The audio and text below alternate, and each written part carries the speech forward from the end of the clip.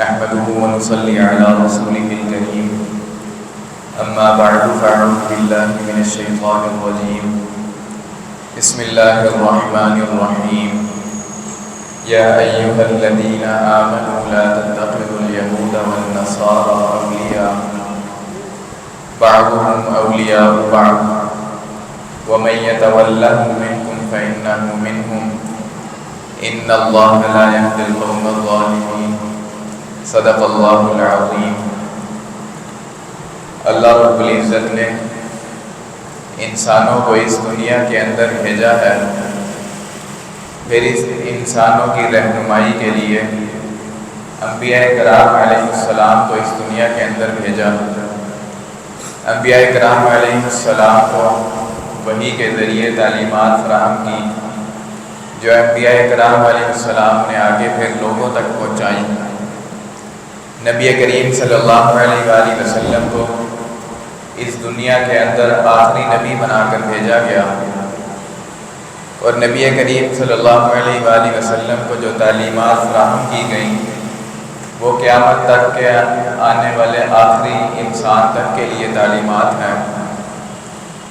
نبی کریم صلی اللہ علیہ وآلہ وسلم کی سیرت طیبہ کے ذریعے عملی مثالیں، پریکٹیکلی ایگزامپلز مسلمانوں کے سامنے، لوگوں کے سامنے رکھی گئیں کہ کس طرح جو اللہ رب العزت نے احکامات عطا کیے ہیں ان احکامات پر کس طرح اس دنیا کے اندر عمل کیا جائے۔ نبی کریم صلی اللہ علیہ وآلہ وسلم کو جو احکامات اللہ رب العزت نے عطا کیے وہ زندگی کے ہر شعبے سے متعلق ہیں۔ نبی کریم صلی اللہ علیہ وآلہ وسلم نے صحابہ کرام رضوان اللہ تعالی علیہم اجمعین کی جو تربیت کی وہ ایک مکمل زندگی سے متعلق تربیت تھی۔ زندگی کا کوئی ایک ایسا شعبہ نہیں کہ جس کے بارے میں نبی کریم صلی اللہ علیہ وآلہ وسلم نے صحابہ کرام رضوان اللہ تعالی علیہم اجمعین کی عملی طور پر تربیت نہ کی ہو۔ جہاں نبی کریم صلی اللہ علیہ وآلہ وسلم نے انسان کے رہن سہن، کھانے پینے، دیگر معاملات سے متعلق رہنمائی فراہم کی، وہیں مسلمانوں کو یہ رہنمائی بھی فراہم کی گئی عبادات سے متعلق۔ مسلمانوں کو یہ رہنمائی بھی فراہم کی گئی نبی کریم صلی اللہ علیہ وآلہ وسلم کی طرف سے کہ دنیا کے اندر رہتے ہوئے دیگر اقوام سے جو معاملات کرنے ہیں تو ان معاملات کی نوعیت کیا ہونی چاہیے اور ان معاملات کے اندر مسلمانوں کو کیا رویہ اختیار کرنا چاہیے۔ اللہ رب العزت نے نبی کریم صلی اللہ علیہ وآلہ وسلم کے ذریعے دنیا کے اندر لوگوں کو، مسلمانوں کو یہ بھی بتایا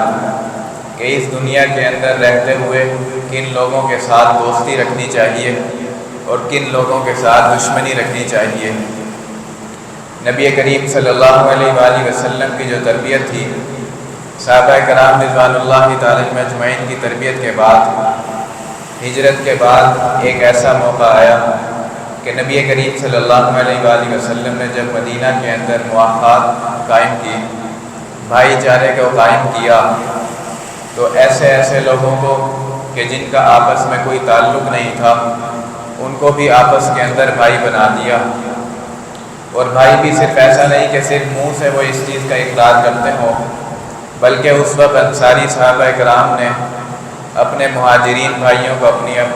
آدھی دولت سے،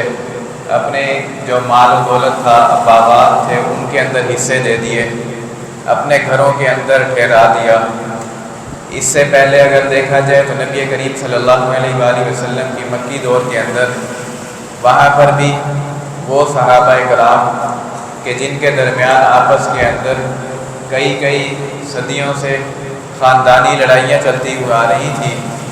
نبی کریم صلی اللہ علیہ وآلہ وسلم کی تعلیمات کے بعد، نبی کریم صلی اللہ علیہ وآلہ وسلم کی تربیت کے بعد ان سب کو بھی آپس میں بھائی بنا دیا، حالانکہ ان کے درمیان آپس میں کوئی اس سے قبل رشتہ نہیں تھا۔ نبی کریم صلی اللہ علیہ وآلہ وسلم کے ذریعے جو ان کے درمیان آپس میں رشتہ قائم کیا گیا وہ اسلام کا رشتہ تھا کہ جس کو نبی کریم صلی اللہ علیہ وآلہ وسلم نے قائم کیا۔ شروع میں جو آیت مبارکہ آپ حضرات کے سامنے تلاوت کی اس آیت مبارکہ کے اندر اللہ رب العزت نے مسلمانوں سے ارشاد فرماتے ہوئے یہ حکم دیا ہے کہ یا ایھا الذین آمنوا، اے ایمان والو، لا تتخذوا الیہود والنصارى اولیاء، کہ تم دنیا کے اندر رہتے ہوئے یہودیوں اور نصرانیوں یعنی عیسائیوں کو اپنا دوست مت بناؤ۔ بعضهم اولیاء بعض، یہ یہودی اور یہ عیسائی یہ آپس میں ایک دوسرے کے دوست ہیں۔ وَمَن يَتَوَلَّهُم مِّنكُمْ فَإِنَّهُ مِنْهُمْ، اگر تم میں سے کوئی ان کے ساتھ دوستی کا راستہ اختیار کرے گا تو وہ انہی میں سے ہوگا۔ وَمَن يَتَوَلَّهُم مِّنكُمْ فَإِنَّهُ مِنْهُمْ إِنَّ اللَّهَ لَا يَهْدِي الْقَوْمَ الظَّالِمِينَ، بے شک اللہ تعالیٰ کسی ظالم قوم کو ہدایت نہیں دیتے۔ اس آیت مبارکہ کے اندر اللہ رب العزت نے مسلمانوں کو خاص طور پہ حکم دیتے ہوئے یہ حکم جاری کیا کہ اس دنیا کے اندر رہتے ہوئے اپنے معاملات کو طے کرتے ہوئے جہاں پر دیگر اقوام کے ساتھ معاہدات کرنے کی ریاستی طور پہ روابط اختیار کرنے کی اجازت ہے، لیکن اس آیت مبارکہ کے اندر یہودیوں اور عیسائیوں کو اللہ رب العزت نے دوست بنانے سے منع فرما دیا، اور یہ یہودیوں اور عیسائیوں کو جو دوست بنانے سے منع کیا، مسلمان الحمدللہ اس پر قائم ہے۔ نبی کریم صلی اللہ علیہ وآلہ وسلم جب اس دنیا کے اندر تشریف لائے تو اس دنیا کے اندر تشریف لانے کے بعد جب نبی کریم صلی اللہ علیہ وآلہ وسلم سے قبل جو یہودی تھے ان کے پاس وحی الہی کے ذریعے آخری آنے والی نبی کے بارے میں نشانیاں موجود تھیں۔ نبی کریم صلی اللہ علیہ وآلہ وسلم کی جب نشانیاں اس وقت کے یہودی عالموں کے پاس آنا شروع ہوئیں تو انہوں نے اس وقت نبی کریم صلی اللہ علیہ وآلہ وسلم کے خلاف سازشیں بنانا شروع کر دی تھیں۔ نبی کریم صلی اللہ علیہ وآلہ وسلم پر جب اسلام نازل ہوا، جب اسلام کی تعلیمات پھیلنا شروع ہوئیں تو اسی وقت یہودیوں نے مسلمانوں کے خلاف باقاعدہ طور پہ سازشوں کا آغاز کر دیا، اور مسلمان جماعت کے خلاف نبی کریم صلی اللہ علیہ وآلہ وسلم کی ذات کے خلاف مختلف قسم کی سازشیں کی گئیں۔ مکہ کے مشرکین کے ساتھ مل کر یہود نے نبی کریم صلی اللہ علیہ وآلہ وسلم کے نعوذ باللہ قتل کا ایک پروپیگنڈا کیا یا ایک سازش بنائی۔ نبی کریم صلی اللہ علیہ وآلہ وسلم کے صحابہ کرام رضوان اللہ تعالی اجمعین کے خلاف سازشیں کی گئیں۔ پھر اس کے بعد نبی کریم صلی اللہ علیہ وآلہ وسلم جب مدینہ تشریف لے گئے تو نبی کریم صلی اللہ علیہ وآلہ وسلم نے معاہدہ مدینہ کے طور پر یہودیوں کے ساتھ بھی معاہدہ کیا کہ جس کے اندر مسلمانوں کی حکومت مدینہ کے اندر قائم ہونے کے بعد یہودیوں کو بھی یہ اختیار دیا گیا کہ وہ عام مسلمانوں کی طرح زندگی بسر کریں۔ یہودیوں کو جس طرح عام مسلمانوں کے لیے آسائشیں تھیں، آسانیاں تھیں جو سرکاری حکومت کی طرف سے دی جا رہی تھیں، اسی طرح وہ تمام کی تمام سہولیات یہودیوں کو بھی دی گئی۔ یہودیوں کو یہ آسانی دی گئی کہ یہودیوں کے اپنے معاملات کو طے کرنے کے لیے ان کے اپنے مذہب سے متعلق جاننے والے جج قائم کیے گئے جو ان کے اپنے مذہب کے مطابق وہاں پر فیصلے کریں گے۔ آج بھی اگر دیکھا جائے تو مغرب بھی یہودیوں کو یا کسی اور مذہب سے تعلق رکھنے والوں کو یہ آزادی نہیں دیتا جو نبی کریم صلی اللہ علیہ وآلہ وسلم نے مدینہ طیبہ کے اندر یہودیوں کو آزادی دی تھی، لیکن اس وقت بھی یہودیوں نے مسلمانوں کے اس سب احسان کا بدلہ اتارنے کے بجائے مسلمانوں کے خلاف سازشیں کرتے رہے اور مسلمانوں کے خلاف قتل عام کا منصوبہ بنایا۔ نبی کریم صلی اللہ علیہ وآلہ وسلم اس معاہدے کے اوپر قائم تھے، لیکن یہودیوں نے ایک ایک شک کر کر اس تمام معاہدے کی خلاف ورزیاں کرنا شروع کر دی، اور پھر اس کے بعد مشرکین مکہ کے ساتھ مل کر مسلمانوں کی جماعت کے خلاف نبی کریم صلی اللہ علیہ وآلہ وسلم کے خلاف جنگیں لڑی۔ یہ یہودیوں کے ساتھ یہ جو جنگ تھی یہ مسلمانوں کی یہ ابتدائے اسلام سے ہی شروع ہو گئی تھی۔ نبی کریم صلی اللہ علیہ وآلہ وسلم پر جب قرآن مجید نازل ہوا تو سورۃ البقرہ کی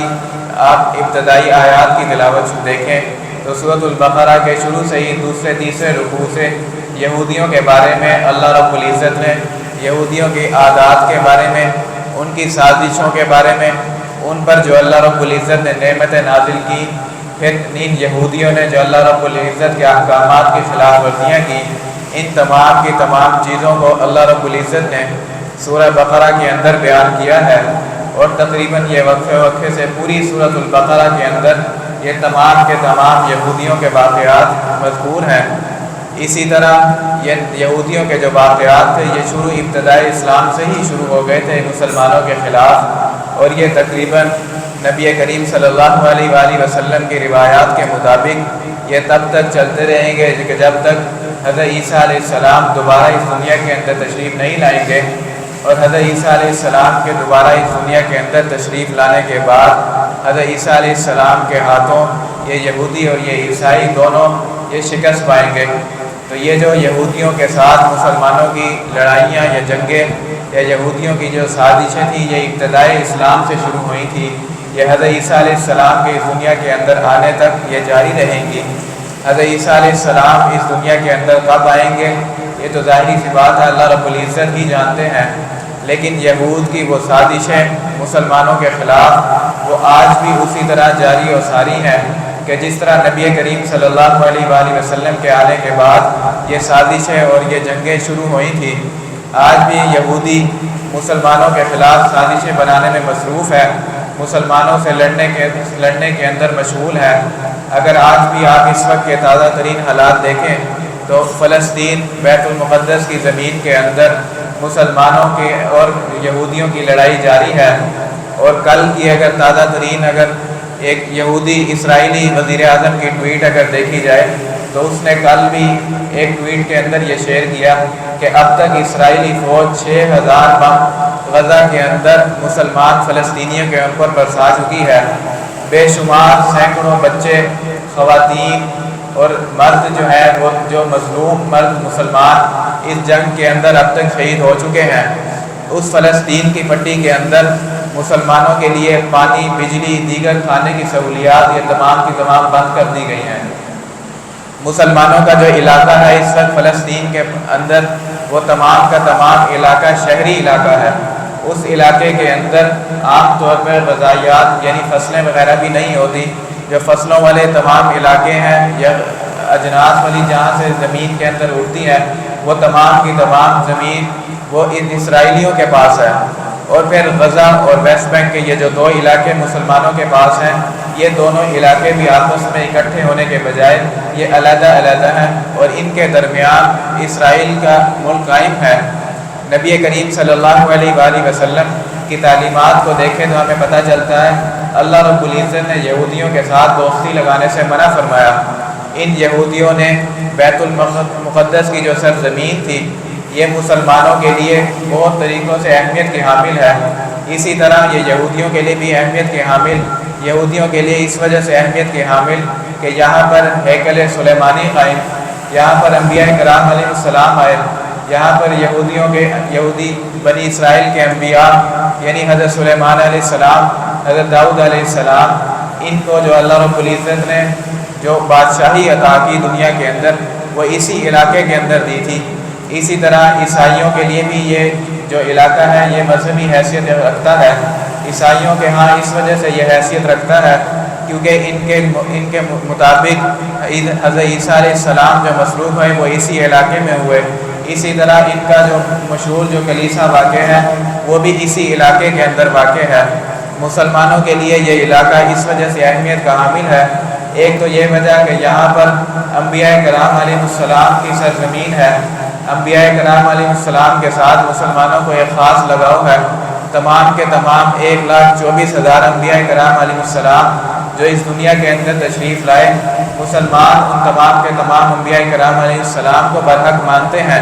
پھر نبی کریم صلی اللہ علیہ وآلہ وسلم کو جب شریعت دی گئی تو نبی کریم صلی اللہ علیہ وآلہ وسلم نماز کی فرضیت کے بعد 14 سال تک اس بیت المقدس کی سرزمین کی طرف جو مسلمانوں کا قبلہ اول بھی تھا اس کی طرف منہ کر کے نماز ادا کیا کرتے تھے۔ صحابہ کرام رضوان اللہ تعالیٰ اجمعین بھی اس کی طرف منہ کر کے نماز ادا کیا کرتے تھے۔ مسلمانوں کو اس جگہ سے خاص لگاؤ ہے، نبی کریم صلی اللہ علیہ وآلہ وسلم نے انبیاء کرام علیہ السلام کی جو امامت کروائی وہ اسی جگہ کے اندر انبیاء کرام علیہ السلام کی امامت کرائی۔ نبی کریم صلی اللہ علیہ وآلہ وسلم جب معراج پر تشریف لے گئے تو نبی کریم صلی اللہ علیہ وآلہ وسلم کا جو براق تھا، براق سواری تھی نبی کریم صلی اللہ علیہ وآلہ وسلم کی، وہ جو زمین سے آسمان کی طرف گئی وہ بھی اسی پہاڑی کی طرف سے گئی تھی۔ یہ جو اس وقت بیت المقدس یا مسجد اقصیٰ یہ ایک پورا کمپلیکس کی صورت ہے جو آپ تصاویر کے اندر دیکھتے ہیں کہ ایک گولڈن کلر کا ایک جو گنبد نظر آتا ہے، اس کے نیچے اصل میں ایک روک ہے، ایک پہاڑی ہے، جس طرح مکہ کے اندر صفا اور مروہ کی پہاڑیاں ہیں، بالکل اسی طرح ایک پہاڑی ہے کہ جس کو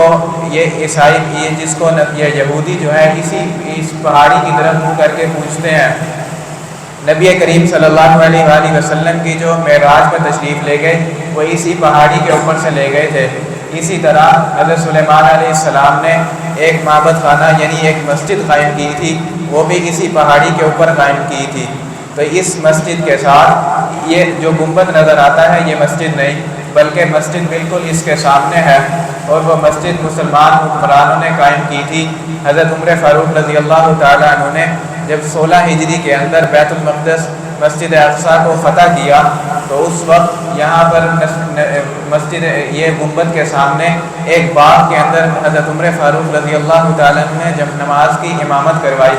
بعد میں مسلم حکمرانوں نے اس جگہ پر مسجد قائم کی۔ آج اس سارا جو یہ کمپلیکس ہے اس کو مسجد اقصیٰ یا بیت المقدس، القدس ان تمام ناموں سے جانا جاتا ہے۔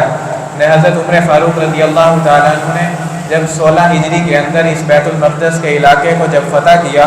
تو اس وقت وہاں کے جو عیسائی حکمران تھے ان کے ساتھ ایک معاہدہ طے کیا تھا۔ اس معاہدے کے مطابق مسلمانوں کو جو اس علاقے کا فاتح قرار دیا گیا، مسلمانوں کو اس علاقے کی جو حکومت دی گئی تھی، اس معاہدے کے اندر یہ لکھا گیا تھا حضرت عمر فاروق رضی اللہ تعالیٰ عنہ کے پاس کہ اس معاہدے کے اندر یہودیوں کو آباد ہونے سے روکا جائے گا،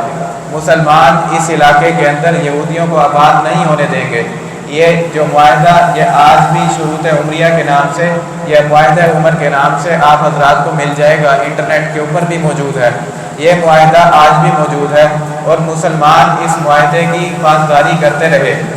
اس معاہدے کے اوپر حضرت معاذ بن جبل کہ جن کے بارے میں نبی کریم صلی اللہ علیہ وآلہ وسلم نے یہ فرمایا کہ میری امت کے اندر حلال اور حرام کو سب سے زیادہ جاننے والے یہ ہیں، حضرت معاذ بن جبل کے بھی دستخط موجود۔ اس معاہدے کے اوپر حضرت خالد بن ولید جن کو سیف اللہ کا لقب نبی کریم صلی اللہ علیہ وآلہ وسلم نے عطا کیا، ان کے دستخط بھی موجود۔ اس معاہدے کے اوپر حضرت عبیدہ بن جراح کہ جن کو اس امت کا امین قرار دیا گیا، ان کے دستخط بھی موجود۔ جتنے مسلم حکمران آئے وہ تمام کے تمام اس معاہدے کی پاسداری کرتے رہے، لیکن سلطنت عثمانیہ جنگ عظیم اول کے بعد جب سلطنت عثمانیہ ختم ہو گئی تو اس وقت انگریزوں نے اس سارے علاقے کے بیت المقدس کے علاقے کے ٹکڑے کر دیے، سرزمینیں قائم کر دی۔ بعد یہ اردن کا علاقہ یا یہ فلسطین والا علاقہ، اسرائیل کا علاقہ، مصر کے کچھ علاقے، یہ تمام کے تمام علاقے بیت المقدس کے علاقوں کے اندر شامل تھے۔ اس کے بعد جب یہ اسرائیل کی حکومت قائم ہوئی تو اس کے بعد انہوں نے ایک گریٹر اسرائیل بنانے کا آپس میں ایک معاہدہ کیا، جو اس سوئٹزرلینڈ کے اندر ایک معاہدہ ایک مجلس طے ہوئی جس کے اندر یہ طے کیا گیا کہ گریٹر اسرائیل قائم کیا جائے گا، اور اس معاہدے کا اس کا جو نقشہ بنایا گیا وہ آج بھی اسرائیل کی پارلیمنٹ کے اوپر لگا ہوا ہے۔ اس معاہدے کے اندر اس کے نقشے کے مطابق حجاز کی سرزمین، یہ اردن، فلسطین، یہ تمام کے تمام مصر کی سرزمین، اسی طرح سعودی عرب میں مدینہ طیبہ سمیت یہ تمام کی تمام جگہیں یہ گریٹر اسرائیل کے اندر شامل کرنا مقصود ہے۔ پھر اسی طرح مسجد اقصیٰ کو توڑنا، اسی طرح یہ جو گنبد بنایا گیا مسلم حکمرانوں کی طرف سے، اس گنبد کو توڑنا یہ تمام کے تمام یہودیوں کی سازش کے اندر یا ان کی پلاننگ کے اندر شامل ہے، اور آج بھی وہ تمام کے تمام اسی پلاننگ کے تحت مسلم حکمرانوں کے خلاف یا مسلم وہاں پر فلسطینی مسلمانوں کے خلاف ایک جنگ قائم کیے ہوئے ہیں۔ اور یہ جنگ اب سے نہیں، یہ یہودیوں کی جو سازش ہے، یہ میں نے آپ کے سامنے ذکر کیا، یہ نبی کریم صلی اللہ علیہ وآلہ وسلم کے آنے، جب نبی کریم صلی اللہ علیہ وآلہ وسلم تشریف لائے، یہ اس وقت سے چل رہی ہیں سازشیں یہودیوں کی، جو آج بھی چل رہی ہیں۔ اللہ رب العزت سے دعا فرمائے کہ اللہ رب العزت ہمیں مسلمانوں کو متحد ہونے کی، مسلم حکمرانوں کو متحد ہونے کی، اور ان یہودیوں کی سازشوں کو سمجھنے کی اور ان کے خلاف عمل کرنے کی توفیق عطا فرمائے۔ جتنے مسلمان اس وقت، مظلوم مسلمان اس وقت جنگ کی حالت کے اندر ہیں فلسطین کے اندر، اللہ رب العزت سے دعا فرمانی چاہیے کہ اللہ رب العزت ان تمام کے تمام فلسطینیوں کی مدد فرمائے۔ مسلم حکمرانوں کو یہ توفیق عطا فرمائے کہ یہ مسلم حکمران اس ظلم کے خلاف آواز اٹھانے والے بنے، عملی طور پر اس ظلم کے خلاف جد و جہد کرنے والے بنے۔ اللہ رب العزت سے دعا فرمائے کہ اللہ رب العزت ہمیں مسلمانوں کو اکٹھے متحد ہونے کی توفیق عطا فرمائے۔ وآخر دعوانا ان الحمد للہ رب العالمین۔